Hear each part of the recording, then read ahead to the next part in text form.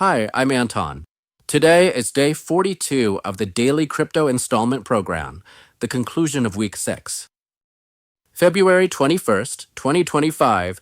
Today I'm still investing in crypto, Bitcoin 20,000, Ethereum 20,000, and XRP 10,000.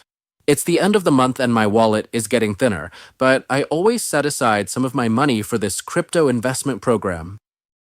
And today I want to share, and GT, why am I still consistent? Because I've experienced it myself. Investing in crypto isn't about quick results, but about discipline.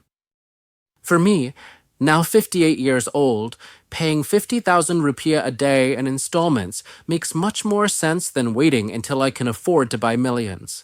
I've started to understand the system, I understand the terminology better, and I'm even more motivated to keep learning.